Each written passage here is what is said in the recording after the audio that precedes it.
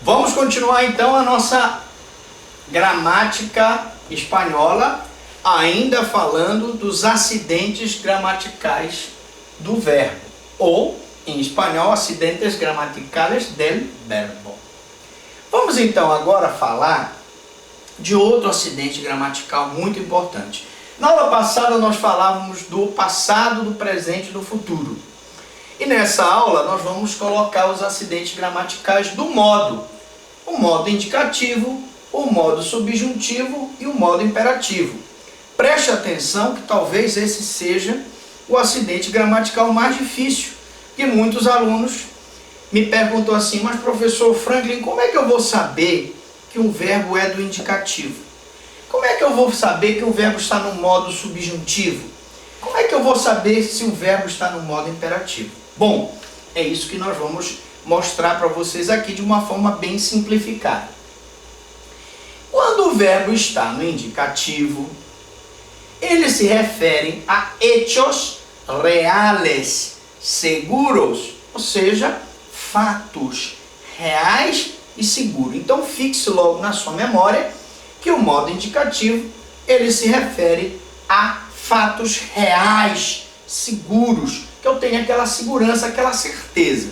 Por exemplo, acertou una quiniela. Ganhou na loteria. Né? Veja que, ainda na aula passada eu explicava que em português eu diria acertou, T-O-U.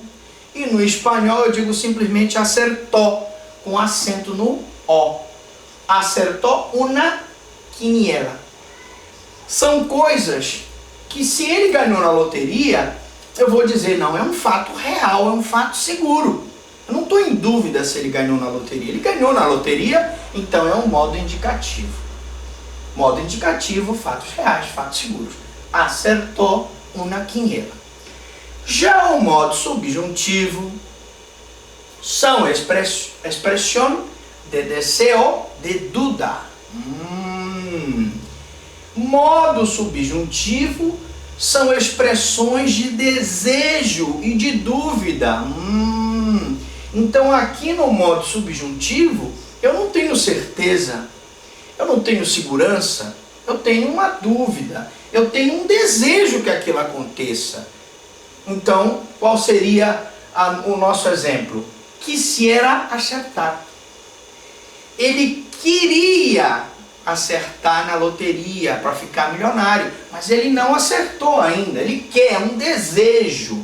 Quisiera ser feliz, quisiera saber cantar, quisiera saber escrever. São coisas em que o sujeito expressa um desejo, expressa às vezes uma dúvida. Tu lo sabes, que tu sepas. São situações do subjuntivo. Eu tenho então desejo e dúvida. Nesse caso, eu tenho um acidente gramatical de subjuntivo. E para terminar, não sei como é que está o nosso tempo aí, tá bom? Tranquilo? Imperativo. Acidentes gramaticais del verbo imperativo.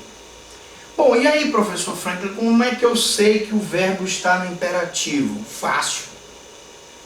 São expressões de mandato.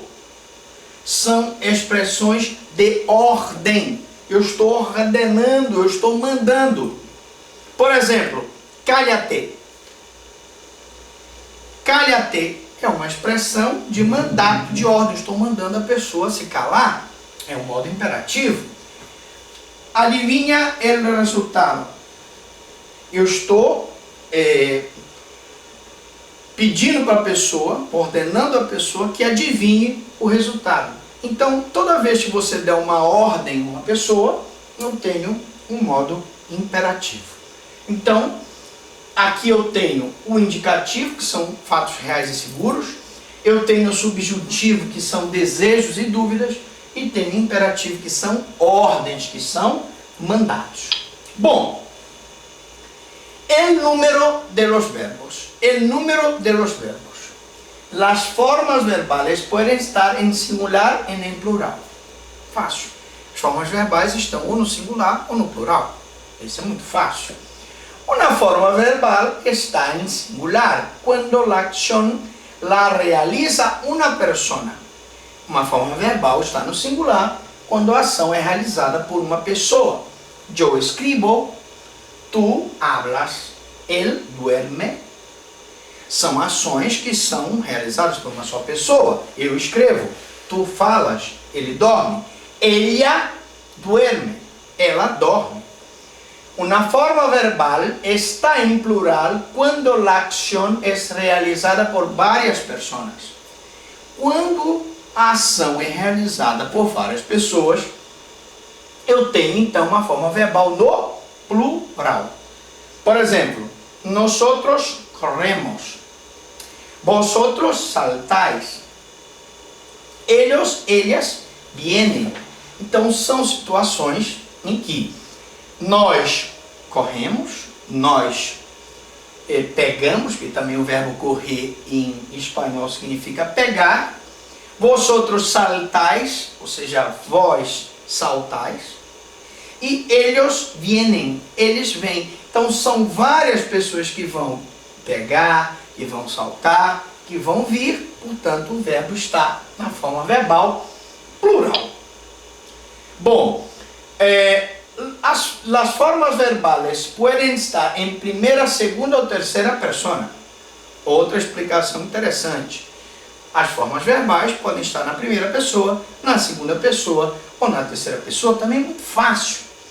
Una forma verbal está en primera persona cuando la acción la realiza el hablante solo o con outros.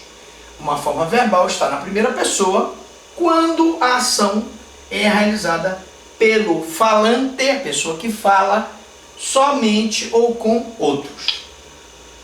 Na próxima aula, nós vamos continuar falando de gramática espanhola, parte 6. Não se esqueça de fazer a inscrição aqui no canal www.franklin.com.br, aqui no YouTube.